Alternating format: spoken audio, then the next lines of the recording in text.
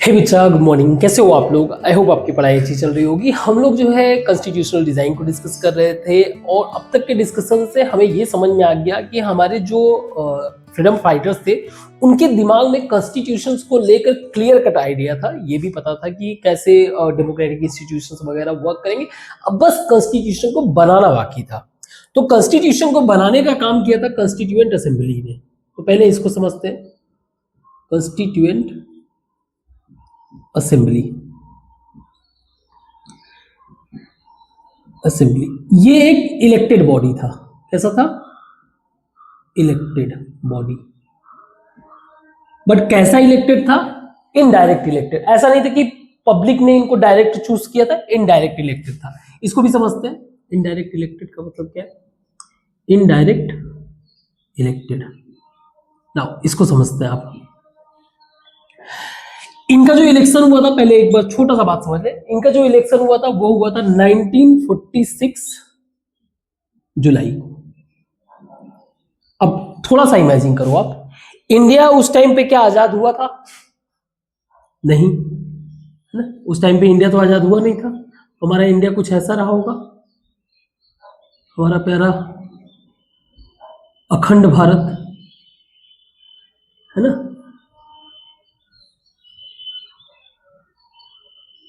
Something like this.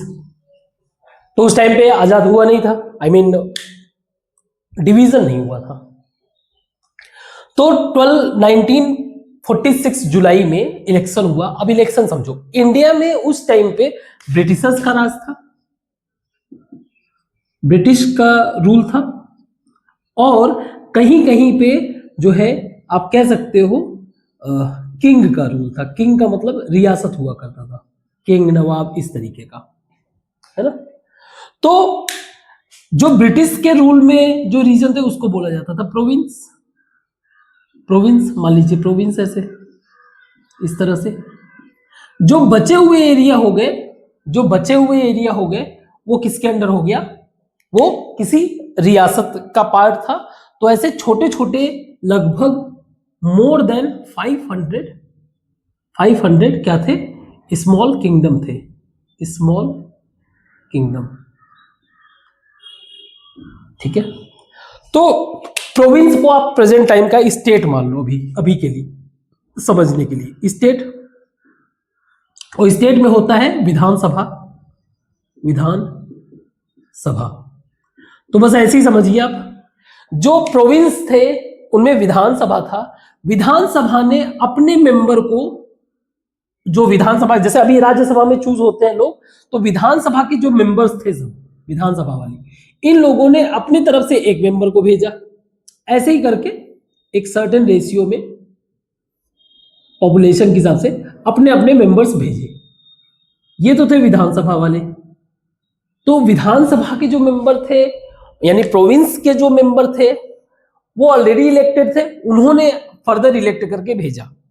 फिर बात आती है यहां से, जो रियासत थे छोटे छोटे, यहां से इन लोग, क्योंकि यहाँ पे राजा का रूल था, तो इन लोगों ने नॉमिनेट करके भेजा। कैसे? कि हमारी तरफ से ये आएंगे।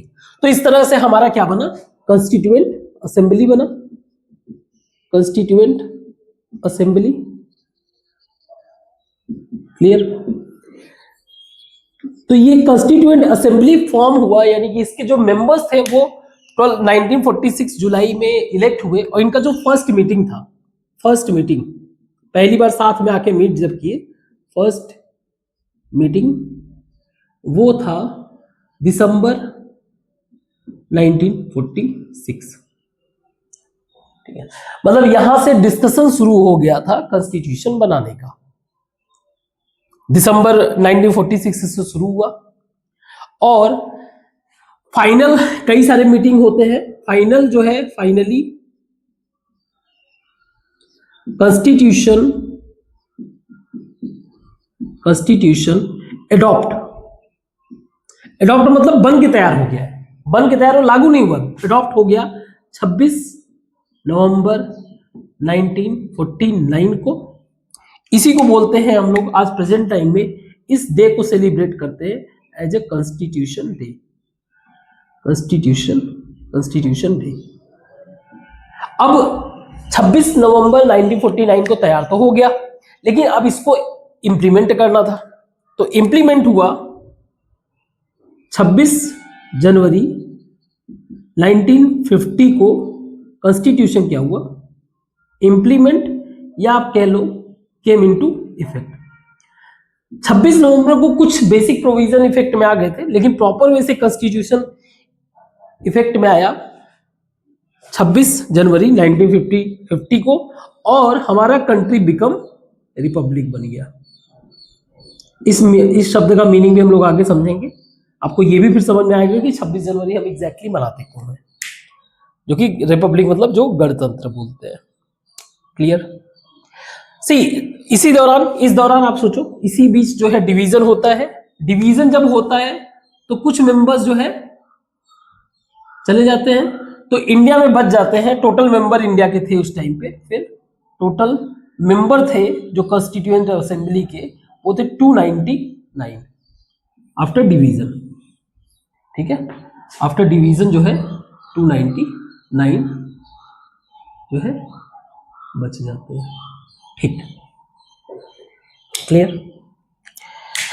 इनके कुछ इंपॉर्टेंट मेंबर्स थे, जैसे कि हमारे राजेंद्र प्रसाद जी, राजेंद्र प्रसाद जी, ये इस कॉन्स्टिट्यूएंट असेंबली को चेयर करने वाले व्यक्ति, यानी कि ये प्रेसिडेंट थे कॉन्स्टिट्यूएंट असेंबली के, प्रेसिडेंट ऑफ कॉन्स्टिट्यूएंट असेंबली, है ना। और ये फेमस लीडर कैसे बने थे? बेसिकली बिहार, ये थे बिहार के। बिहार में एक सत्याग्रह हुआ था, चंपारण सत्याग्रह, गांधी जी ने किया था। आगे कभी आप पढ़ोगे फ्यूचर में, चंपारण सत्याग्रह, वहीं से ये क्या हो गए थे, फेमस हो गए थे। ही वॉज पार्टिसिपेंट थे उसके, जो कि आगे चल के लेटर यही हमारे फर्स्ट प्रेसिडेंट ऑफ इंडिया बने, फर्स्ट प्रेसिडेंट ऑफ इंडिया। ठीक है, भारत के हमारे पहले राष्ट्रपति भी बने। ये राष्ट्रपति पहले किस चीज के थे? कॉन्स्टिट्यूएंट असेंबली के, यानी कि वो जो मीटिंग को मैनेज करने वाले वो व्यक्ति थे ना। और कुछ मेंबर्स, जैसे कि एक थे हमारे बड़े ही फेमस व्यक्ति जिनका नाम है जयपाल सिंह मुंडा। ये हमारे इंडिया के फर्स्ट हॉकी कैप्टन थे। He was our first hockey captain of independent India. Independent India के पहले हॉकी कैप्टन थे। इन्होंने एक आप कह सकते हो, क्योंकि ये ट्राइबल रीजन को रिप्रेजेंट करते थे, तो इन्होंने एक पार्टी बनाया था, party. He was a founder president of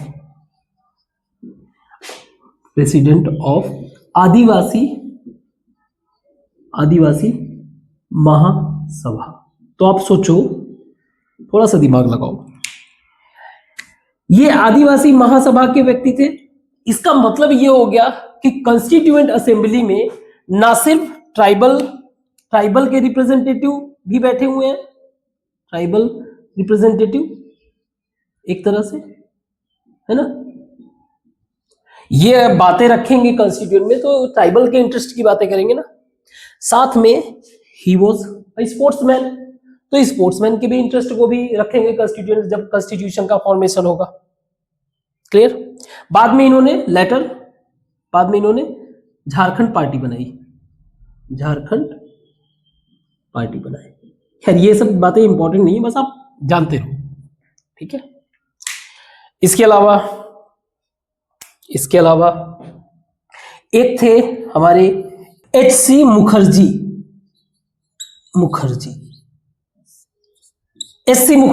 ये जो है हमारे कॉन्स्टिट्यूएंट असेंबली के वाइस चेयरपर्सन थे, vice chairperson of constituent assembly. अब क्योंकि ये एक क्रिश्चियन थे, तो एक तरह से कंस्टिट्यूएंट असेंबली के अंदर ये कौन हुए? Representative of minority, representative of minority rights, minority rights. तो ये किसके राइट्स की बातें करेंगे? जब कॉन्स्टिट्यूशन में डिस्कशन होगा तो किसके राइट्स की बातें करेंगे? माइनॉरिटीज की, आई मीन क्रिश्चियन की। ठीक है। लेटर बाद में, लेटर गवर्नर बने ये वेस्ट बंगाल के। इन्हीं में से एक फेमस लेडी थी, एक Durgabai Deshmukh. Basically she was a founder of Andhra महिला सभा। एक आंध्रा महिला सभा की फाउंडर थी ये, फाउंडर ऑफ आंध्रा महिला सभा। तो सोच के देखिए, ये कॉन्स्टिट्यूएंट असेंबली की पार्ट थी, तो ये किसके इंटरेस्ट को रिप्रेजेंट करेंगी? सी रिप्रेजेंटेड इंटरेस्ट ऑफ वुमेन। और ऐसे कई सारे मेंबर्स थे, हम लोग मेन कुछ मेंबर्स के बारे में डिस्कस कर लिया। ठीक है। तो ये जो है कॉन्स्टिट्यूएंट असेंबली के मेंबर थे, ये जो है उसमें डिस्कस करेंगे क्या बातें, मतलब इनके इंटरेस्ट का है, जो पॉइंट पे डिस्कशन होगा तो उसमें काउंटर करके तब जाके प्रॉपर वे से कॉन्स्टिट्यूशन फॉर्म हुआ, ड्राफ्ट हुआ। नाउ एक हमारे मन में अब क्वेश्चन आएगा कि हम लोग कॉन्स्टिट्यूशन को, क्योंकि एक लंबा पीरियड तक हमारा कॉन्स्टिट्यूशन बहुत बेहतर तरीके से वर्क किया है और बेहतर तरीके से वर्क कर भी रहा है, तो कॉन्स्टिट्यूएंट असेंबली में ऐसा क्या था, किसके कारण जो है हम जो कॉन्स्टिट्यूशन बना उन लिखी हुई बातों को एक्सेप्ट कर रहे हैं? So why should we accept the constitution? इसको मिटाते हैं, उसको समझते हैं।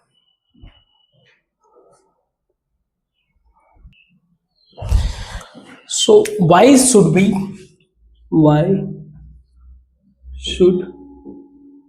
we accept this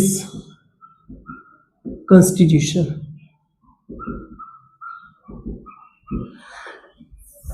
क्यों हमने ये कॉन्स्टिट्यूशन को एक्सेप्ट किया या क्यों हमें करना चाहिए? सबसे पहला रीजन है, इंपॉर्टेंट रीजन, इसको आप समझो। First is broad consensus. इसका मतलब क्या है?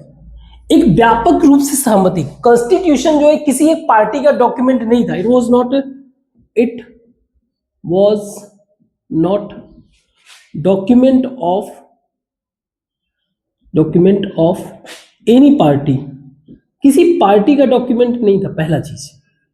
दूसरा बात, अगर आप देखो आज भी आप किसी भी न्यूज चैनल, कहीं कैसे भी टीवी अगर ओपन कर लो, तो कोई भी लीडर अगर आपको मिलेगा, या कोई भी गया गुजरा इंसान भी मिलेगा, अगर आपको लगता है, वो भी ये बताएगा कि संविधान मुझे ये अधिकार देता है। भाई संविधान पूरी तरीके से सबको प्रोटेक्ट करता है। अगर हम लोग मोर देन 70 ईयर्स देखा जाए, 70+ years, no one against the constitution. और इसका सबसे बड़ा रीजन पता है क्या है? इसका सबसे बड़ा रीजन है बिकॉज ऑफ फ्लेक्सिबिलिटी ऑफ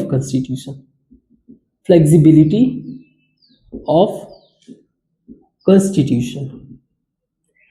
जैसे क्या होता है कि समय के साथ जो उसमें नए नए बदलाव, नए नए फीचर्स ऐड किए जा सकते हैं। इस तरह की जो है आप समझो फ्लेक्सिबिलिटी दिया हुआ है। अगर आपके किसी अधिकार का वायलेशन होता है तो आप सुप्रीम कोर्ट में जाके डायरेक्ट काउंटर कर सकते हो। तो कहीं ना कहीं आप अगर ऐसे नहीं समझ में आ रहा है, अदर कंट्रीज को आप चेक कर लो, चाहे नेपाल हो गया, चाहे म्यांमार हो गया, चाहे बांग्लादेश हो गया, पाकिस्तान हो गया, इन सब के कंटिन्यूस कॉन्स्टिट्यूशन ही बदलते रहते हैं। अब चेक करो, हमारा कॉन्स्टिट्यूशन सबसे बेस्ट। दूसरा, इसका जो रिप्रेजेंटेटिव नेचर था,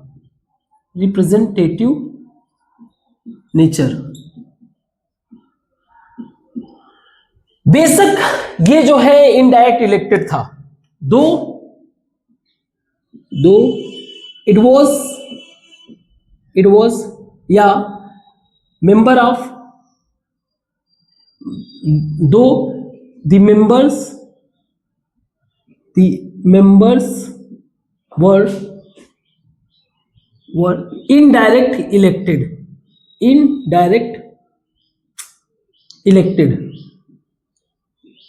but the constituent assembly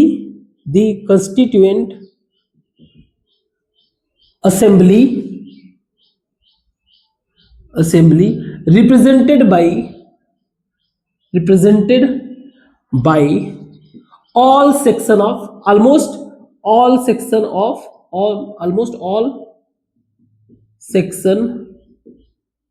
of society, all section of country के हर एक सेक्शन जो है संविधान को रिप्रेजेंट कर रहा था।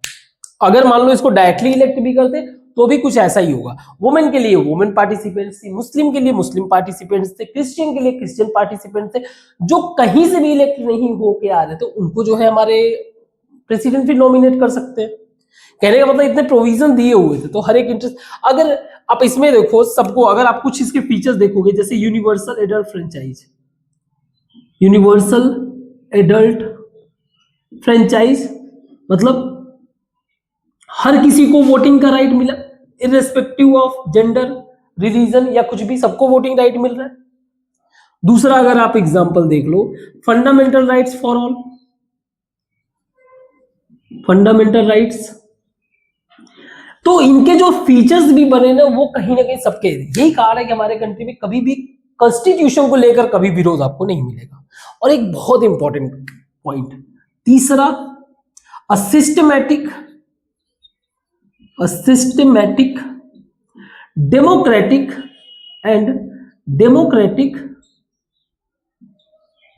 Drafting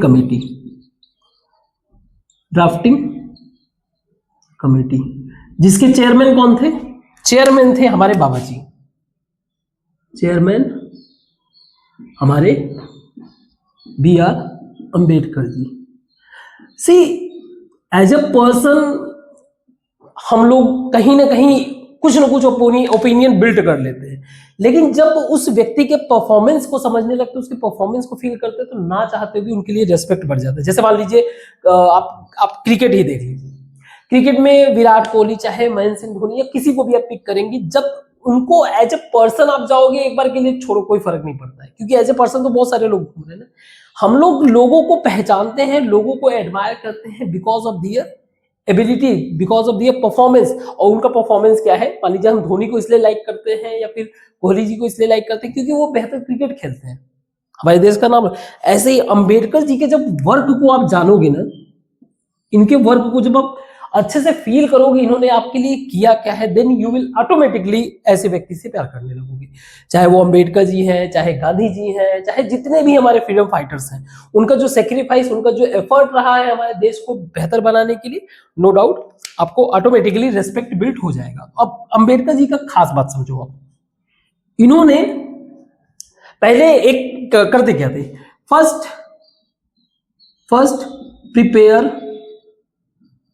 prepare a framework of constitution। ठीक है, एक फ्रेमवर्क प्रिपेयर किए। जैसे एग्जांपल के लिए, ये बुक में आपके नहीं दिया हुआ लेकिन आप समझो, जैसे एग्जांपल के लिए हमारा कॉन्स्टिट्यूशन का पार्ट 1 ले लिया, अगर पार्ट 1 में हमारा है इंडिया के बारे में, हमारे इंडिया के बारे में, तो इसके आर्टिकल 1 से लेकर आर्टिकल 4 तक दिया हुआ है। मुझे पता है आप 9th में हो, इतना हैवी नहीं बताना चाहिए, बट ठीक है, आप समझो इस बात को। पहले ये प्रिपेयर किए, उसके बाद उससे रिलेटेड जो मैटर था, जितने डिस्कशन कॉन्स्टिट्यूएंट असेंबली में चल रहा है, ठीक है, उनमें से जितने भी डिस्कशन इससे रिलेटेड, यानी पार्ट 1 बात से रिलेटेड था, तो ड्राफ्ट ऐसे कह लो, prepare draft as per framework. तो हमारा फ्रेमवर्क पहला क्या था? इंडिया। इंडिया मेरा क्या होगा, ठीक। अब उस पे जो है क्या होता था? Debate and discussion. उस मैटर पे क्या होता था? डिबेट और डिस्कशन चलता था। जैसे इंडिया का नाम क्या होगा, what will be name of India. तो कई लोगों ने अलग अलग तरीके का ओपिनियन दिया, डिबेट चल रहा है, किसी ने कुछ बोला, किसी ने कुछ कहा। फाइनली जो हम लोगों ने नाम एक्सेप्ट किया, जैसे आर्टिकल 1 अगर आप पढ़ोगे, आर्टिकल 1 आप पढ़ोगे तो उसमें लिखा हुआ है India, that is Bharat, that is Bharat. तो आप सोचो, कईयों ने ये भी सलाह दिया, ये भी सलाह दिया, भारतवर्ष भी सलाह दिया, आर्यवर्त भी सलाह दिया, पता नहीं क्या क्या सलाह दिए, हमने ये एक्सेप्ट किया। सो डिबेट और डिस्कशन, फिर मोर देन ऐसे पूरा लगभग कितने दिन डिस्कशन चला, एक एक मैटर पे debate and discussion, clause by clause कह लो, क्लॉज बाय क्लॉज, ऐसे लगभग 114 दिन तक डिस्कशन हुआ, 14 डेज ऑफ डिस्कशन। और हर एक छोटे छोटे मुद्दे पे डिस्कस, बहुत छोटे छोटे मुद्दे पे डिस्कशन हुआ है, बहुत माइन्यूट। आप अगर देखोगे ना तो ये पूरा का पूरा डिस्कशन अगर आप पता करोगे तो मिल जाएगा इजी वे से। डिस्कशन लगभग 12 बल्कि वॉल्यूम में अभी रिकॉर्डेड है, बल्कि वॉल्यूम रिकॉर्डेड है, 114 दिन डिस्कशन। और आप पाओगे मोर देन 2000 प्लस अमेंडमेंट्स। मतलब क्या हुआ, जैसे कोई सलाह देता था ना, तो ये क्या हुआ, मैं अगर लेके आया एक आइडिया कि चलो इंडिया का नाम इंडिया होगा, आप बताओ, तो किसी ने बोला कि नहीं नहीं इंडिया का नाम भारत होना चाहिए, ठीक है वोट कर लेते हैं। कुछ लोग बोले कि नहीं भारत होना चाहिए, कुछ लोग फिर इंडिया पे वोट किए, कुछ लोग इंडिया को, चलो ठीक है, तो एक काम करते हो दोनों नाम को ऐड कर देते हैं। तो मैं लेके आया था, उसमें जो बदलाव हुआ तो अमेंडमेंट हुआ, अमेंडमेंट मतलब चेंज करना, ठीक है। इस तरह से ये लगभग 12 बल्कि वॉल्यूम, ये पूरा डिबेट डिस्कशन सारा कुछ, ये तो मान लो ड्राफ्टिंग कमेटी वाले डिस्कस कर रहे थे ना, जनरल डिस्कशन वगैरह को भी मिला के सब कुछ अगर बात करें तो कॉन्स्टिट्यूशन बनने में लगभग 2 साल, 2 years 11 month 18 days। एक बार आप क्रॉस चेक कर लेना, आप कह सकते हो इसको ऑलमोस्ट 3 years लगे कॉन्स्टिट्यूशन बनने में। तो आई थिंक आप समझ सकते हो कितना मेजर रोल रहा होगा, कितना ज्यादा हैवी इंटेलेक्ट लोगों का इन्वॉल्व रहा होगा कॉन्स्टिट्यूशन बनने में। और यही कारण है कि हमारे पूरे इंडिया में पॉलिटिकल पार्टीज आपस में झगड़े हो सकते हैं, कुछ भी हो सकता है, लेकिन कभी भी आप ये नहीं पाओगे कि कोई कॉन्स्टिट्यूशन के अगेंस्ट हो। कॉन्स्टिट्यूशन हमारा सब, और कॉन्स्टिट्यूशन अगेंस्ट वही देखते भी हैं जो थोड़े से गधे टाइप के हो, ठीक है। तो ये मेजर बात हुआ। अब हम लोग कॉन्स्टिट्यूशन के अंदर के प्रोविजन को समझते हैं कि कॉन्स्टिट्यूशन के अंदर ऐसा क्या दिया हुआ है, कुछ बातें जिससे हमें ये समझ में आएगा कि हमारा नेचर ऑफ कंट्री कैसा है, हमारे कंट्री का पॉलिटिकल नेचर कैसा है। इसको मिटाते हैं और आगे डिस्कशन करते हैं। सो गाइडिंग वैल्यूज ऑफ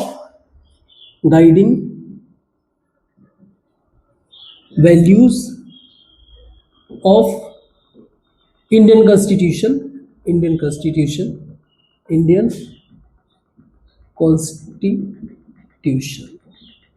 जब इंडियन कॉन्स्टिट्यूशन को समझना है तो आप 2 पॉइंट ऑफ व्यू से समझ सकते हो। So constitution, Indian constitution can be understand from 2 point of view. और ये 2 पॉइंट ऑफ व्यू है क्या? 2 पॉइंट ऑफ व्यू। एक हमारे जो लीडर्स थे उनके पॉइंट ऑफ व्यू से आप कॉन्स्टिट्यूशन को समझ सकते हो, एक हमारे लीडर्स के थ्रू, और दूसरा आप प्रीएम्बल के थ्रू। आपने बुक अगर देखा होगा एनसीईआरटी के, शुरुआत में आपको प्रीएम्बल देखने को मिल जाता है, तो आप कॉन्स्टिट्यूशन को प्रीएम्बल के थ्रू भी समझ सकते हो। तो पहला तो हम लोग लीडर्स पे जाते हैं, कुछ इंपॉर्टेंट लीडर्स। इंपॉर्टेंट हमारे बापू गांधी जी। अच्छा, एक इंटरेस्टिंग फैक्ट आप समझो, Gandhi ji was not part of constituent assembly. Constituent assembly के ये पार्ट नहीं थे। इंटरेस्टिंग फैक्ट है। बट हिज विजन इनका vision, his vision represented by many members. तो कुछ मेंबर्स के हम लोग नाम डिस्कस करेंगे, लेकिन पहले इनके विजन को डिस्कस कर लें। गांधी जी का विजन क्या था? गांधी जी का विजन हम लोग देख सकते हैं 1931 में इन्होंने अपने मैगजीन, इनका एक मैगजीन छपता था जिसका नाम था यंग इंडिया। इसमें इन्होंने क्या लिखा कि अगर कल को इंडिया में कॉन्स्टिट्यूशन बनता है तो it must ensure equal voice of people. Country के अंदर जो कोई भी है उन सबकी वॉइस जो है उस कॉन्स्टिट्यूशन में दिखना चाहिए। ठीक है, इंश्योर इक्वल वॉइस, या कह सकते हो रिप्रेजेंट इक्वल वॉइस दूसरा। ठीक है, सबके वॉइस हर्ड किए जाने चाहिए, सबको इक्वल रिप्रेजेंटेशन मिलना चाहिए। इसके अलावा इंश्योर राइट्स ऑफ पुअर, जो भी गरीब है कंट्री के अंदर, एंड अनटचेबल्स, इन सबके राइट्स, इनका भी क्या होना चाहिए? प्रोटेक्ट होना चाहिए। इंश्योर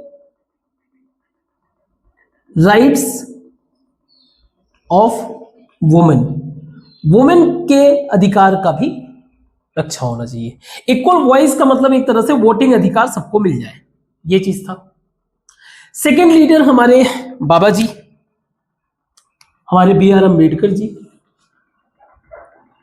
जब आप कॉन्स्टिट्यूशन में पढ़ोगे तो कॉन्स्टिट्यूशन को लेकर इन्होंने क्या कहा, स्पेशली 26 जनवरी 1950 की बात बता रहा हूं, 1950 के आसपास इन्होंने कहा कि कॉन्स्टिट्यूशन से नो डाउट, आवर कॉन्स्टिट्यूशन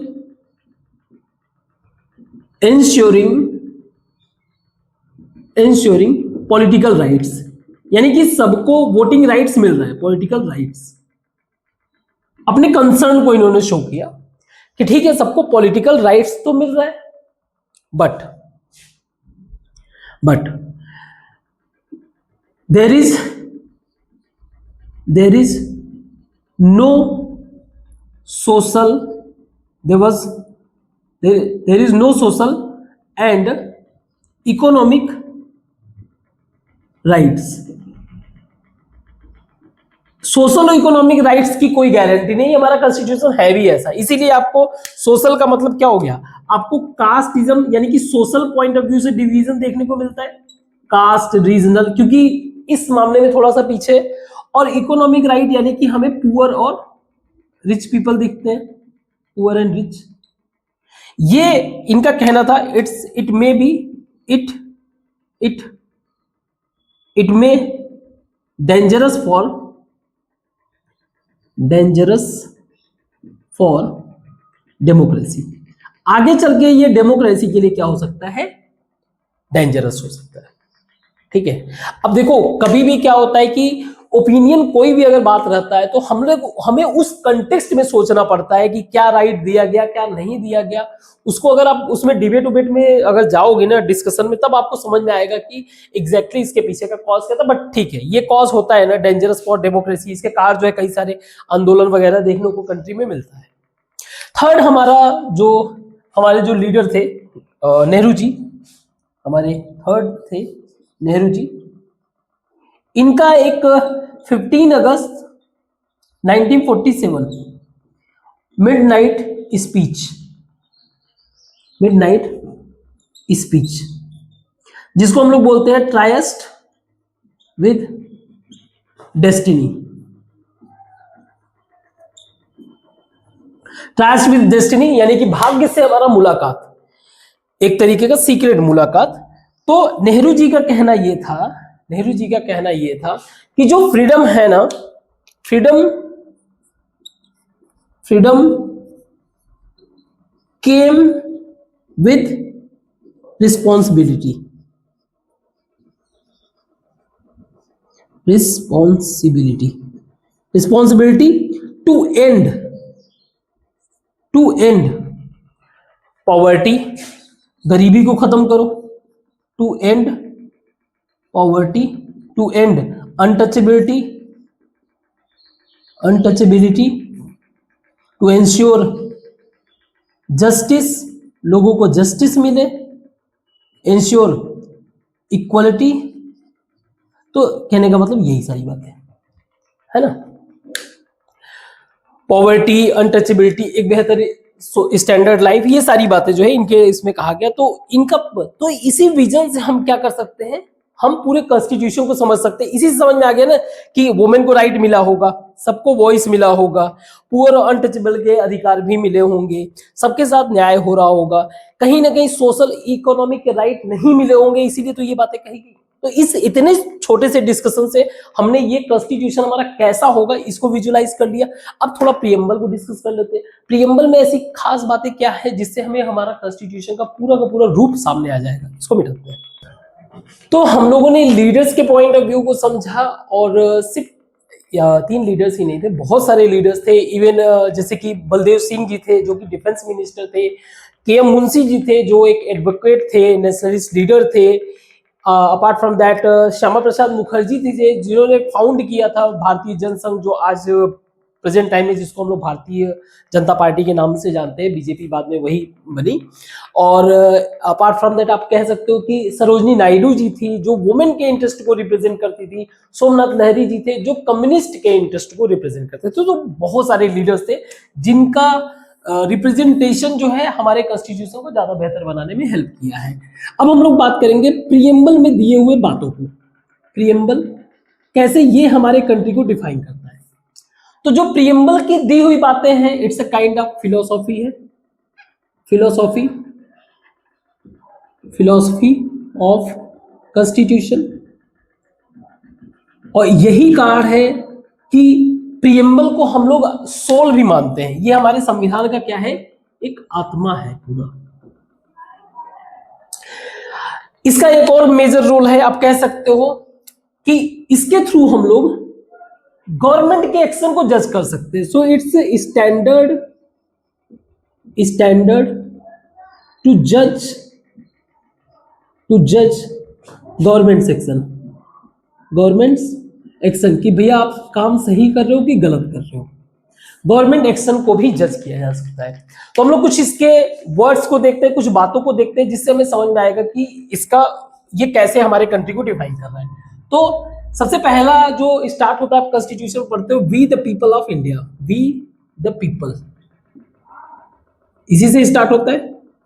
ये इस बात को रिप्रेजेंट करता है कि कंट्री के अंदर जो पावर है, इट रिप्रेजेंट्स कि power in the hand of, in hand of people. तो कंट्री के अंदर जो भी पावर है वो किसके पास है, लोगों के हाथ में। We the people of India, that is power in the hand of people. और कुछ इंपॉर्टेंट कीवर्ड्स जो कंट्री के स्ट्रक्चर को डिफाइन कर रहे हैं, जैसे कि सोवरिन, सोवरिन, सोवरिन का मतलब होता है कि जो मेरा कंट्री है, ठीक है, country is not under any control, country किसी के कंट्रोल में नहीं है, means free to take all decision, चाहे वो इंटरनल डिसीजन हो चाहे एक्सटर्नल डिसीजन हो, हर डिसीजन को पूरी तरीके से फ्री है, जो मन करे वो कर सकते हैं। ये शब्द रिप्रेजेंट करता है। सोशलिस्ट, सोशलिस्ट, सोशलिस्ट शब्द रिप्रेजेंट करता है कि जो भी कंट्री के अंदर वेल्थ है, all wealth of country, country for the welfare of people, लोगों के भलाई के लिए जो है वेल्थ का खर्च होगा।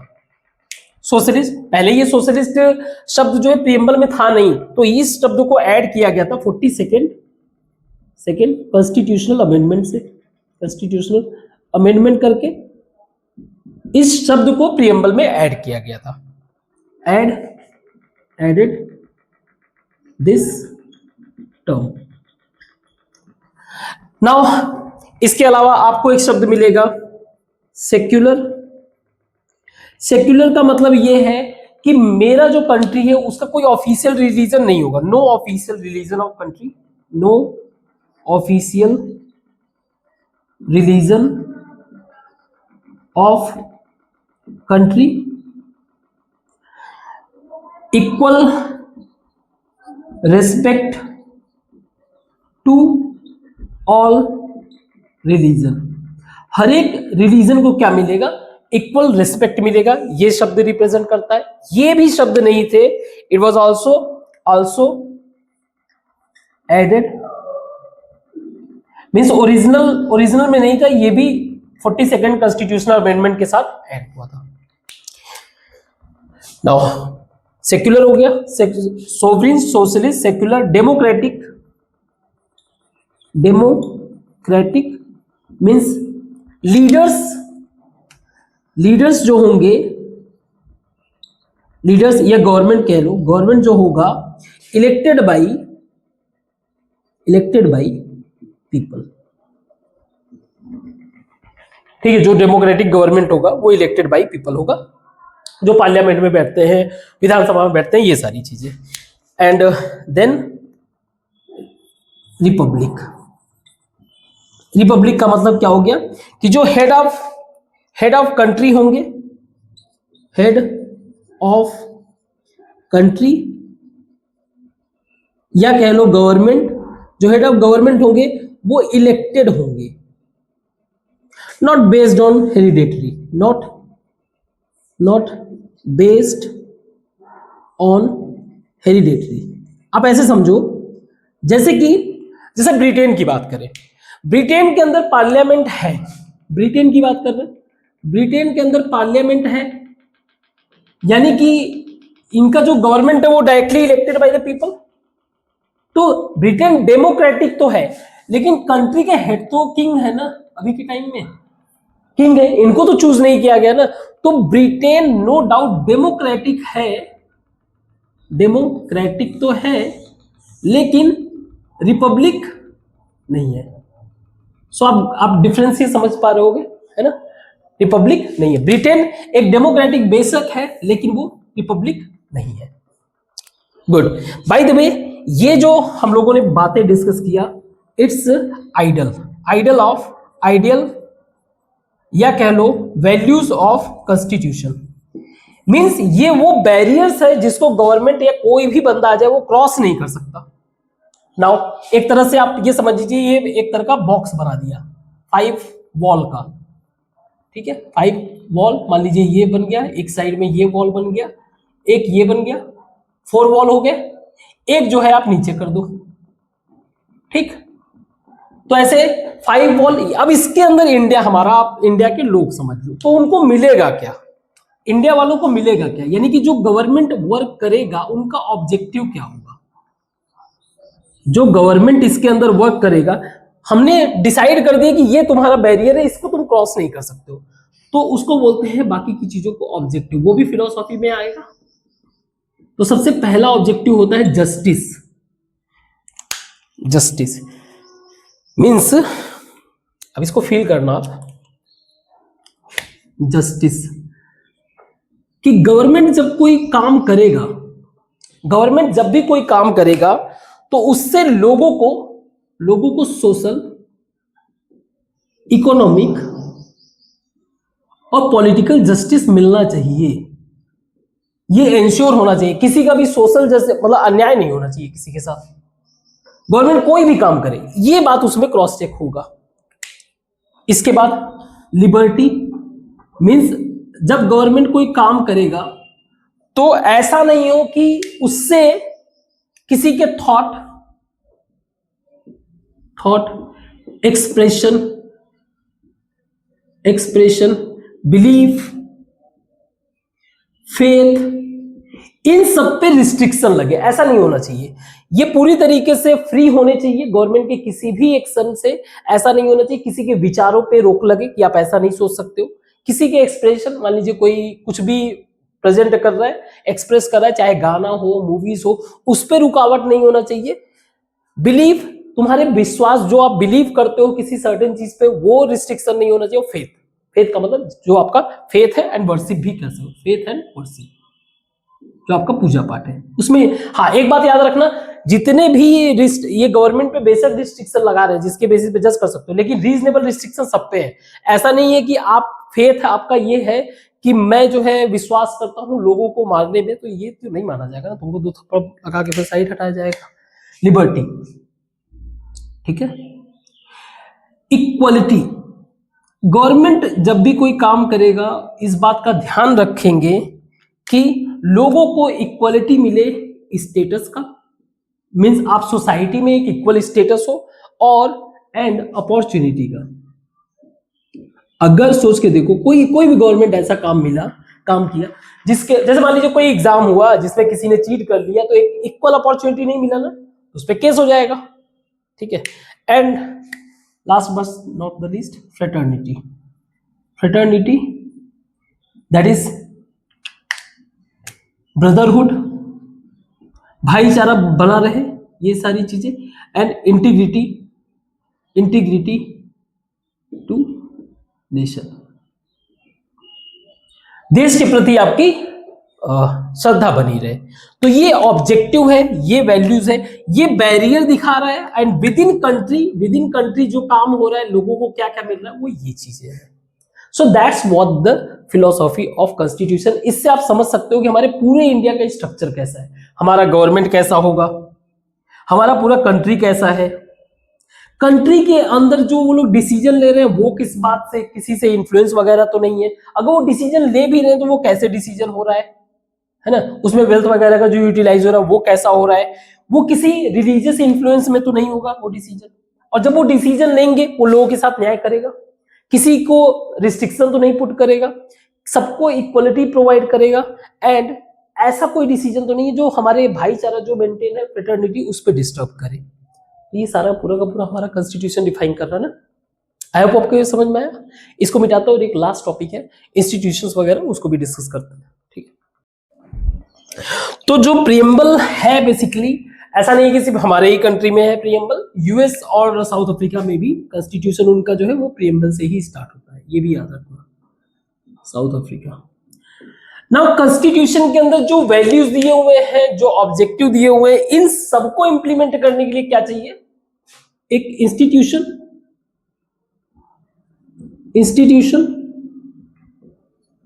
इंस्टीट्यूशन। तो इसका डिजाइन क्या डिफाइन कर रहा है कि गवर्नमेंट का institution defines the structure of government. Government का स्ट्रक्चर क्या होगा, जैसे अभी के टाइम में पार्लियामेंट है ना, लेजिस्लेटिव, गवर्नमेंट का structure legislative, executive and judiciary. तो इंस्टीट्यूशन जो है आप एक तरह से ऐसे कह सकते हो, इट्स वर्किंग सिस्टम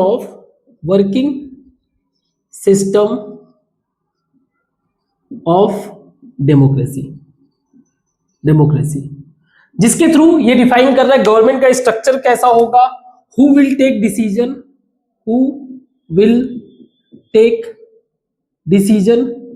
डिसीजन कौन लेगा इस गवर्नमेंट के अंदर, है ना। गवर्नमेंट का स्ट्रक्चर कैसा होगा, डिसीजन कौन लेगा, इंप्लीमेंट कैसे होगा, implementation of those decisions and etcetera. तो आप कह सकते हो कि ये कॉन्स्टिट्यूशनल वैल्यूज को इंस्टीट्यूशंस क्या कर रहे हैं, institution implementing constitutional values and objective। जो भी वैल्यूज और ऑब्जेक्टिव उसको इंप्लीमेंट करने में कौन मदद कर रहा है? इंस्टीट्यूशन। तो उसका डिजाइन में क्या है, वो स्ट्रक्चर ऑफ गवर्नमेंट बता रहा है, कैसे कौन टेक करेगा डिसीजन, कैसे ये गवर्नमेंट फॉर्मेशन होगा, हाउ गवर्नमेंट विल फॉर्म, ये भी लिख सकते हो, मीन्स जो भी मन में आ रहा है लिख सकते हो, हाउ गवर्नमेंट विल फॉर्म। तो इसके लिए इंस्टीट्यूशन क्या बना हुआ है, जैसे मान लीजिए गवर्नमेंट फॉर्म कैसे होगा, इलेक्शन के थ्रू। इलेक्शन कौन कराएगा? Election commission, EC. Election commission ही तो कराएगा। तो ईसी क्या हुआ, एक तरह का इंस्टीट्यूशन हुआ। लॉ कौन बना रहा है, who will take decision, law बना के डिसीजन लेगा, पार्लियामेंट, लेजिस्लेटिव, ये क्या है, इंस्टीट्यूशन है। एग्जीक्यूटिव, एग्जीक्यूट कौन कर रहा है, एग्जीक्यूटिव, पीएम, मिनिस्टर, ये सब के सब क्या है, एक तरीके के इंस्टीट्यूशन है। गुड, तो ये मेजर बात हुआ। अब आते हैं कॉन्स्टिट्यूशन पे वापस से। हम लोग अगर कॉन्स्टिट्यूशन को देखें, कॉन्स्टिट्यूशन एक तरह का हमारा क्या है, एक बहुत ही लेंदी एंड लीगल डॉक्यूमेंट है।